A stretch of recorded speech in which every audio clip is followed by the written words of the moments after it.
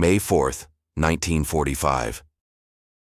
The ancient stones of Castle Itter trembled as artillery fire echoed through the Austrian Alps, but the men inside faced a threat far more sinister than crumbling walls. 14 French VIPs, former prime ministers, generals, and tennis champions, huddled in the medieval fortress, prisoners of a dying Reich that still hungered for one last act of vengeance. Outside, hardened SS troops prepared to execute Hitler's final orders: leave no witnesses. Inside, an impossible alliance was forming, one that would unite sworn enemies in the most bizarre battle of World War II. The castle perched like a stone sentinel above the village of Itter, its towers watching over the Inn Valley where American tanks rumbled closer each day. For months, the French prisoners had endured their captivity with dignity, but now, with Nazi Germany collapsing, they faced their most dangerous moment.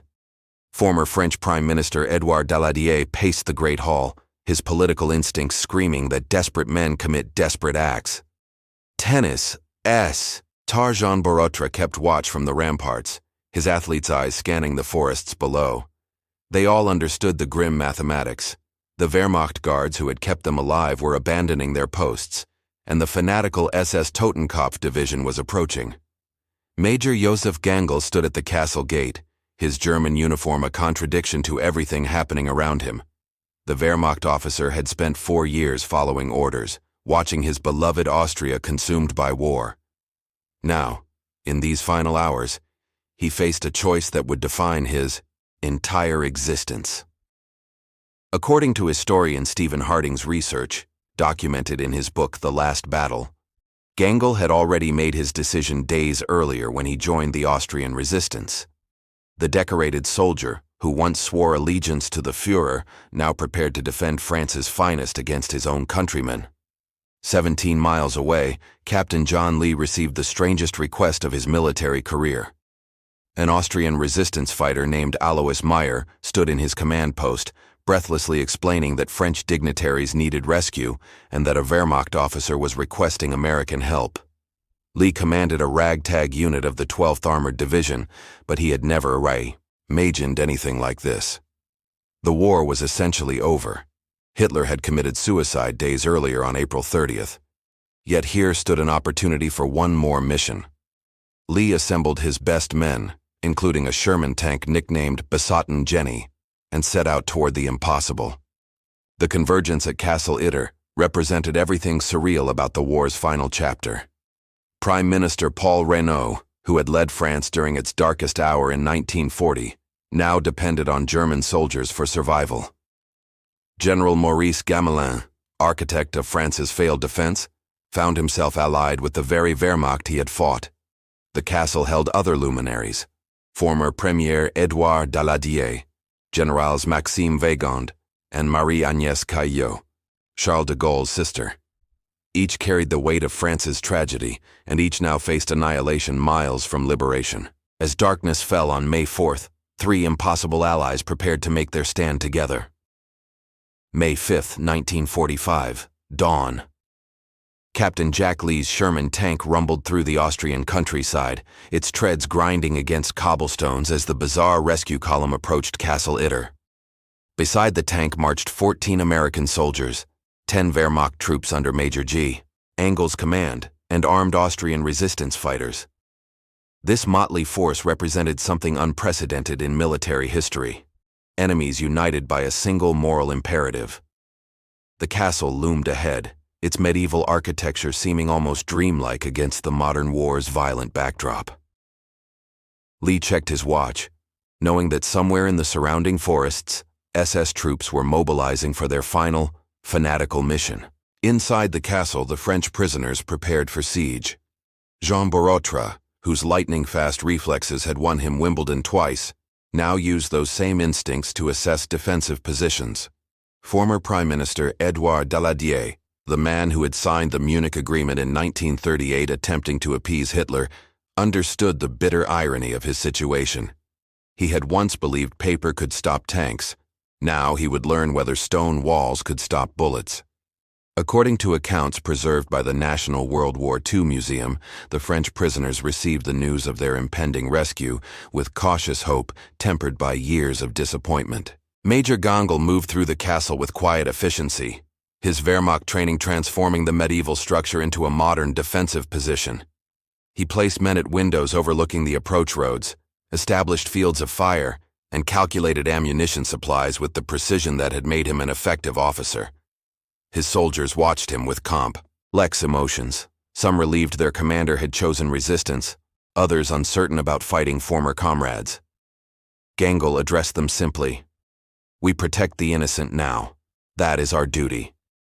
His words carried weight because every man knew they faced execution if captured by the SS. They had crossed a line from which no return existed. Captain Lee arrived at the castle gate at 0900 hours, and the meeting between American and German officers occurred without ceremony. Lee extended his hand. Gangl shook it firmly. They spoke in a mixture of German and English, working out defensive arrangements with the focused intensity of professional soldiers. The strategic situation was dire. The castle occupied indefensible terrain, surrounded by higher ground. The SS could position snipers and machine guns with clear sight lines into the courtyard. Lee's tank provided their only heavy weapon, and besotten Jenny was already low on ammunition after days of combat. They had perhaps 50 men against an SS force estimated at 100 to 200 Totenkopf veterans who had survived years of Eastern Front brutality. The French VIPs contributed what they could to the defense. General Maxime Weygand, who had led French forces in 1940, took charge of organizing supplies and medical preparations. At 88 years old, he had lived through 3 wars, but never one quite like this. Marie-Agnès Caillot, sister of Charles de Gaulle, helped establish a makeshift hospital in the castle's Great Hall.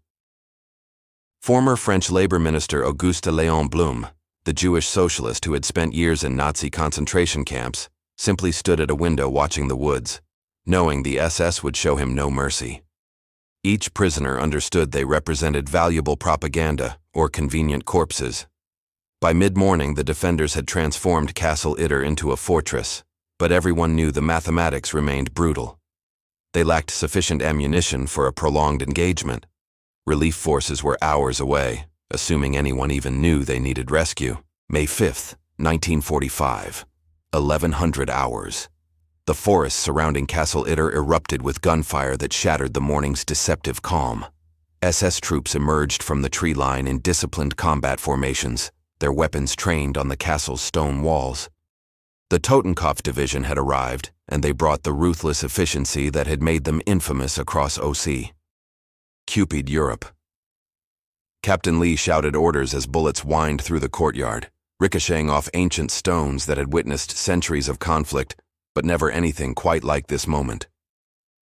American soldiers and Wehrmacht troops scrambled to firing positions side by side, the impossible alliance now tested by the ultimate arbitrator, enemy fire. Major Gangl moved between defensive positions with calm authority, adjusting fields of fire and encouraging the mixed German-American teams holding each window. At the North Tower, Wehrmacht Corporal Hans Dietrich loaded magazines for an American private named John Petrovich, their hands working in synchronized rhythm despite neither speaking the other's language. He shared purpose needed no translation. From his position, Petrovich could see SS troops maneuvering through the village below, using buildings for cover as they advanced methodically toward the castle. He squeezed off controlled bursts, and Dietrich fed ammunition into his rifle with practiced efficiency. In that tower window, nationality became irrelevant. Only the mathematics of survival mattered. Jean Baratre proved as valuable in combat as he had been on tennis courts. The athletic Frenchman sprinted between positions carrying ammunition, his speed and agility making him difficult to target. He delivered messages between isolated defenders when radio communication failed, becoming the human link holding the defense together. Former Prime Minister Paul Reynaud watched Baratre's fearless movements with admiration, remarking to General Weygand that France's greatest athlete might also be its bravest soldier. Weygand, who had commanded armies, simply nodded. He had seen courage in many forms, but watching politicians and tennis players fight beside former enemies represented something entirely new in his long military experience. The Sherman tank Besatten Jenny became the defense's anchor point, its 75mm gun the only weapon capable of matching SS firepower. Tank Commander Sergeant William Elliott traversed the turret carefully, selecting targets with the precision of a surgeon. Each shell counted. His ammunition supply was nearly exhausted. He waited until SS troops clustered behind a stone wall in the village, then fired. The explosion scattered bodies and no fragments, temporarily halting the assault's momentum. Elliott knew his next shot might be his last, and he conserved that precious round like a miser hoarding gold.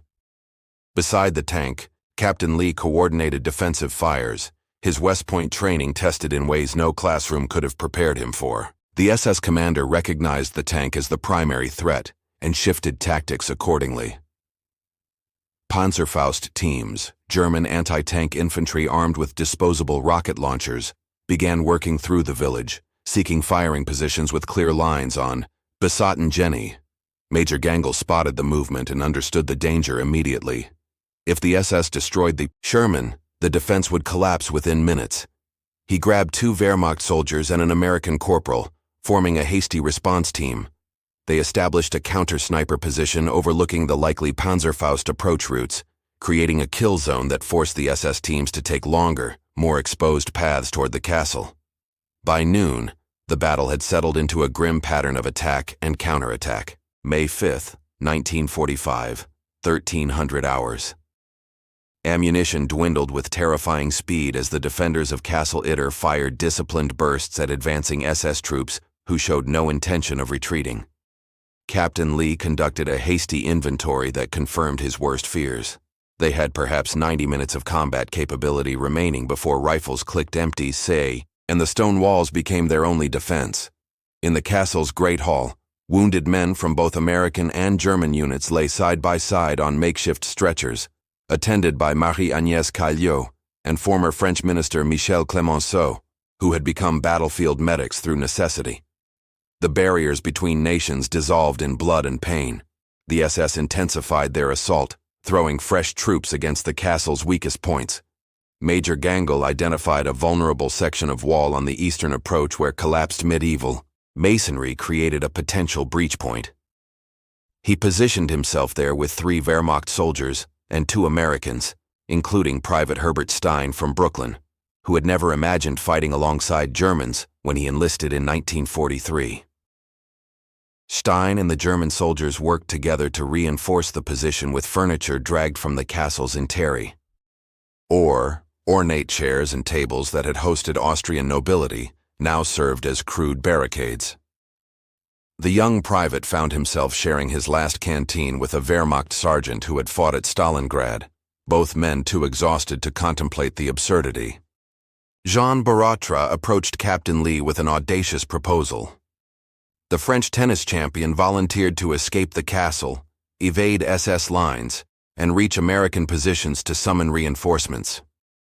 Lee initially dismissed the idea as suicide, but Baratra insisted he knew the terrain from pre-war visits and possessed the athleticism to navigate the forests. After tense discussion with Major Gangl, they agreed. The desperate situation demanded desperate measures.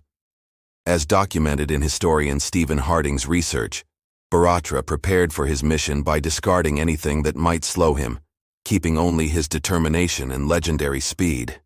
At 13:30 hours, he slipped over the castle's rear wall and vanished into the forest like a ghost. Inside Besatten Jenny, Sergeant Elliott faced a gunner's nightmare. His remaining shells had dwindled to 3, and each needed to count for maximum impact.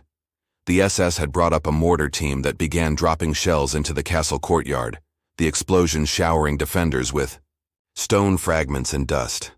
Elliott spotted the mortar position in a partially collapsed barn 300 yards distant. He calculated the angle, adjusted for wind, and fired his third-to-last shell. The barn erupted in flames and secondary explosions as German mortar ammunition cooked off. Elliott allowed himself a grim smile. 2 shells remained, and he intended to make them legendary. The French VIPs had transformed from passive prisoners into active participants. Former Prime Minister Edouard Daladier manned a firing position in the South Tower, handling a rifle with surprising competence for a politician. General Maxime Wehrmacht coordinated ammunition distribution, ensuring priority went to positions under heaviest pressure. Auguste Léon Blum, the Jewish socialist who had survived Buchenwald, carried water to exhausted defenders, his presence a silent rebuke to everything the attacking SS represented. Paul Reynaud drafted messages for Jean Borotra to carry, explaining the situation to American commanders in case the tennis star actually reached friendly lines. Each man had spent years as a victim. Now they embraced agency, however desperate. By 1400 hours, Major Gangel received reports that SS troops had infiltrated buildings adjacent to the castle, positioning themselves for a final overwhelming assault. May 5, 1945, 1500 hours. The SS assault reached its crescendo as combat-hardened Totenkopf troops surged toward Castle Itter's walls in coordinated waves that demonstrated their brutal Eastern Front experience. Machine gun fire raked the castle's defenders, forcing Americans and Germans alike to crouch behind stone crenellations that had protected medieval knights but offered inadequate cover against modern weaponry. Captain Lee's voice cut through the chaos, directing fire and shifting his dwindling forces to meet each new threat. Beside him, Major Gangel calmly issued orders in German to Wehrmacht troops who had chosen honor over fanaticism, their weapons blazing in defense of principles they had once been ordered to destroy. The eastern breach point became the battle's focal point as SS shock troops exploited the damaged medieval masonry. Major Gangel recognized the critical danger and personally led a counterattack, gathering every available defender for a desperate push to seal the breach. He moved with the controlled aggression of a seasoned officer, directing fire and coordinating movements even as bullets chipped stone around him. Private Herbert Stein watched the German major with awe. Gangel fought with the same intensity American officers demanded, proving that courage and leadership transcended uniforms. Wehrmacht soldiers followed their commander without hesitation, their loyalty to Gangel superseding any residual connection to the collapsing Reich they had once served. At 1520 hours, the unthinkable happened. Major Joseph Gangel stood near a castle window, directing defensive fires against an SS machine gun position that threatened to enfilade the courtyard. A Wehrmacht sergeant shouted a warning, but the words came too late. An SS sniper's bullet struck Gangel in the head, and the German officer dropped instantly, killed while defending French prisoners against his own countrymen. The moment carried profound tragedy.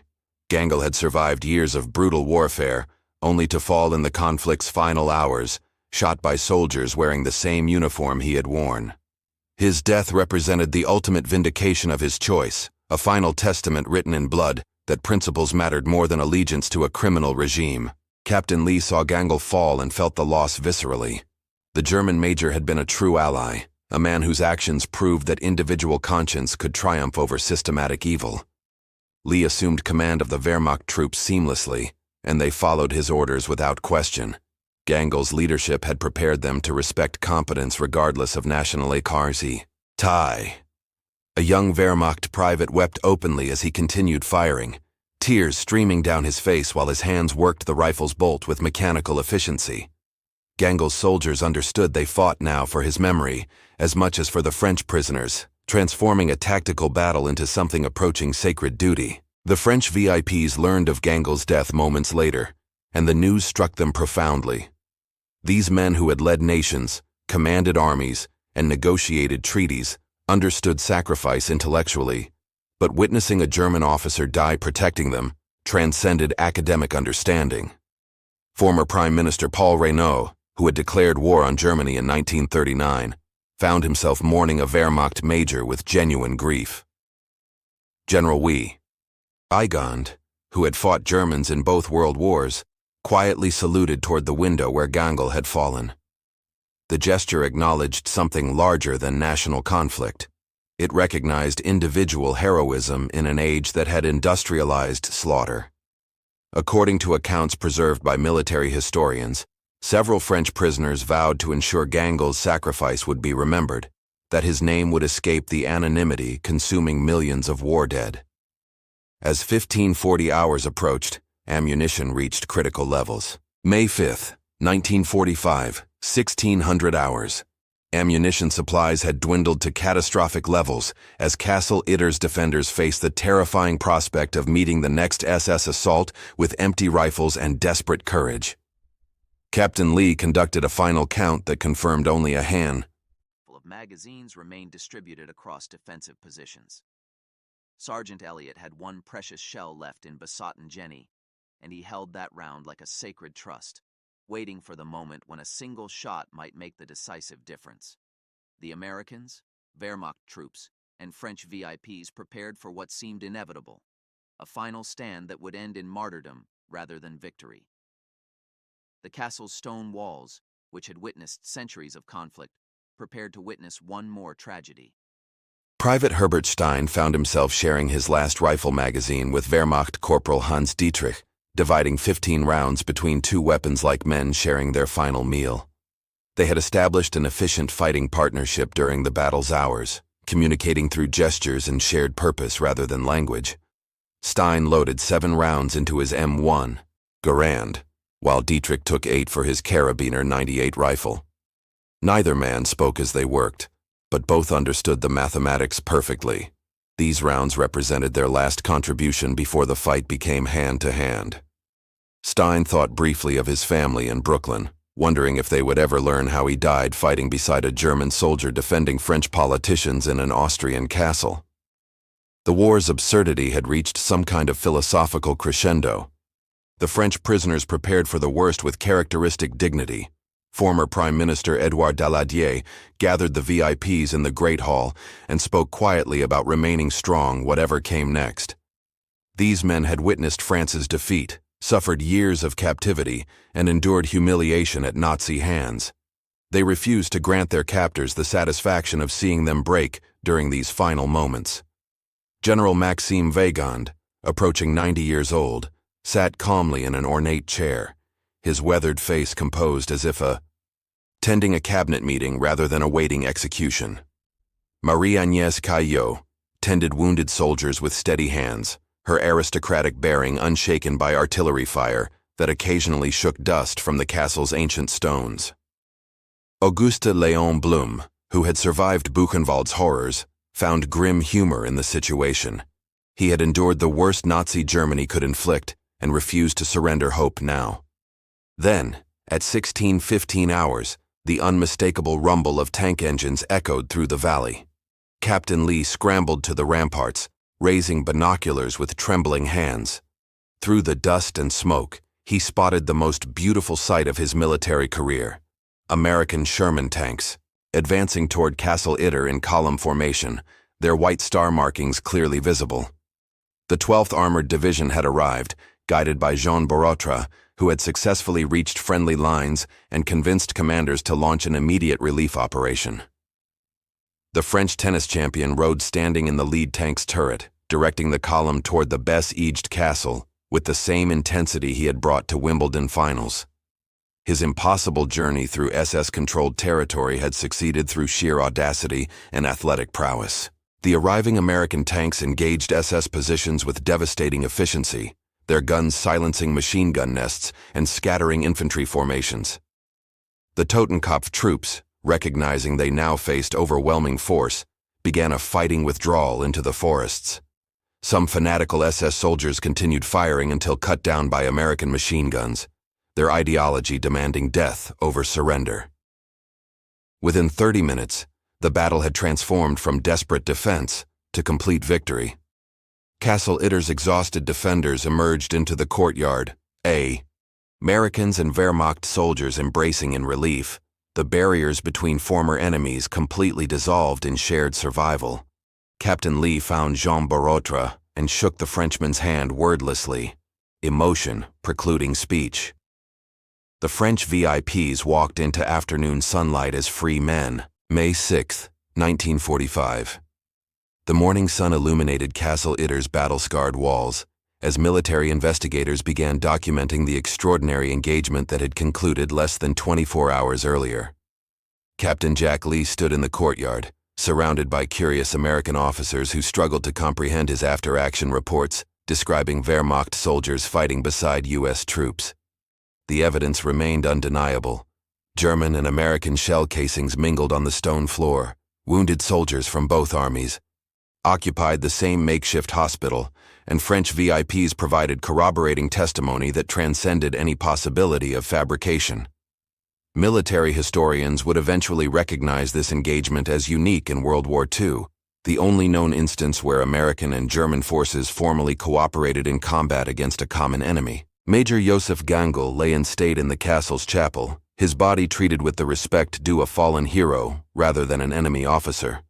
The Wehrmacht soldiers who had served under him maintained a honor guard, their grief palpable and profound. Captain Lee ensured American military personnel saluted when passing the chapel, establishing through gesture that Gangl's sacrifice to me served recognition regardless of his uniform. The French VIPs insisted on paying respects personally, filing past the German major's body in solemn ceremony. Former Prime Minister Paul Reynaud delivered a brief eulogy, speaking in French while tears streamed down his weathered face. General Maxime Wehrmacht stood at attention throughout, his military bearing perfect despite advanced age.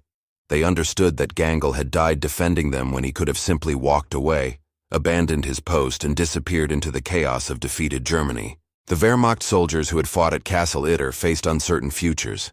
Technically, they remained enemy combatants subject to prisoner of war protocols, but their actions complicated standard procedures.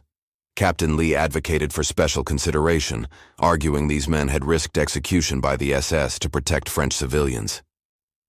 American commanders ultimately agreed, and the Wehrmacht troops received honorable treatment as they entered POW camps, with documentation noting their role in the castle's defense. According to post-war records, several received early releases based on their conduct during the battle. Corporal Hans Dietrich remained in contact with Private Herbert Stein after the war, their friendship forged in combat transcending national boundaries.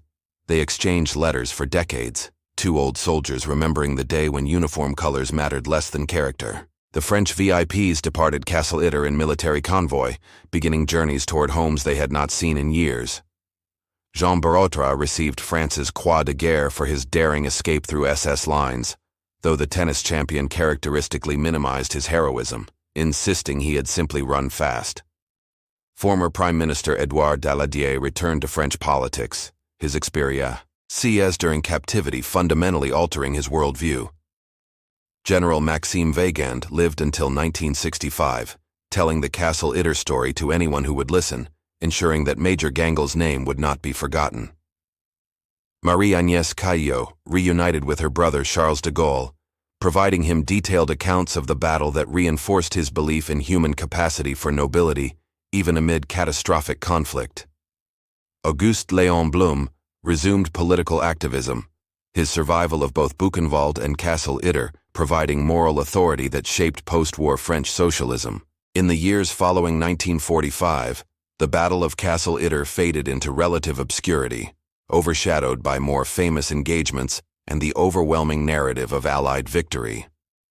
Historians occasionally referenced it as a curious footnote, but comprehensive documentation remained scattered and incomplete. Captain Lee returned to civilian life in America, occasionally sharing the story with disbelieving audiences who assumed he embellished or fabricated details. The extraordinary seemed impossible to those who had not witnessed it. 21st century.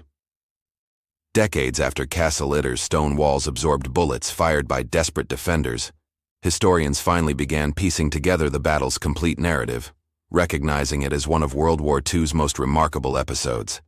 Author Stephen Harding's book, The Last Battle, published in 2013, brought comprehensive research and detailed documentation that validated every extraordinary claim about the engagement. Harding's work, drawing from American military archives, German records, and French survivor testimony, established definitive proof of the battle's occurrence and significance. The story resonated powerfully with modern audiences seeking examples of human decency amid mechanized slaughter, proof that individual conscience could transcend nationalist fervor and systematic dehumanization. Castle Itter became a symbol, imperfect, complicated, but ultimately hopeful. The Austrian village of Itter, eventually erected a memorial honoring Major Josef Gangl, recognizing the Wehrmacht officer's transformation from loyal soldier to resistance hero.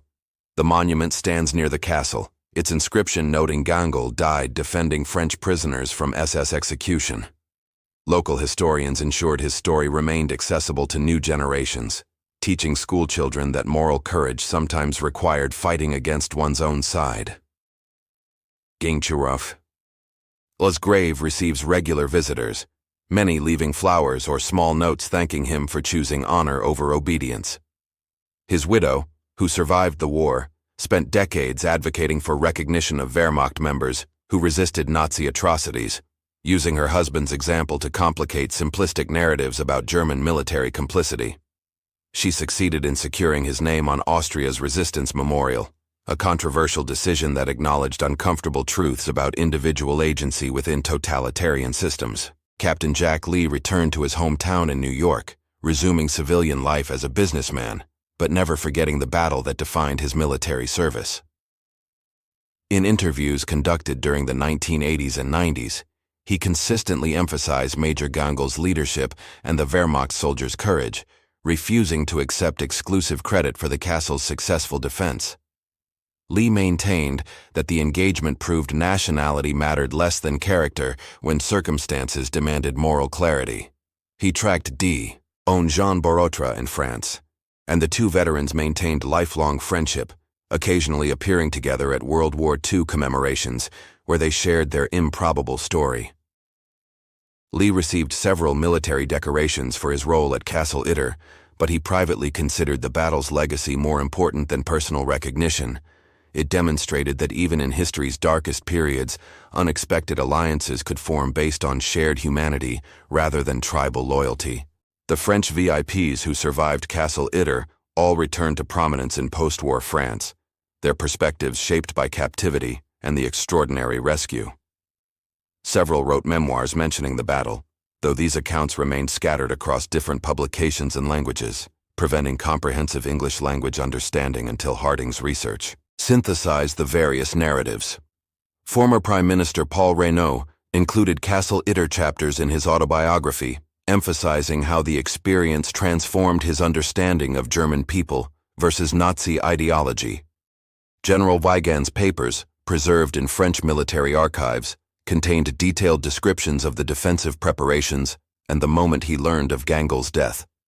These primary sources provided historians essential documentation that survived decades when official military records remained incomplete or inaccessible. Modern military analysts study the Battle of Castle Itter as a unique case study in coalition warfare and situational ethics. War colleges occasionally use it to prompt discussion about when traditional rules of engagement should yield to moral imperatives. The engagement raises profound questions. Under what circumstances should soldiers cooperate with former enemies?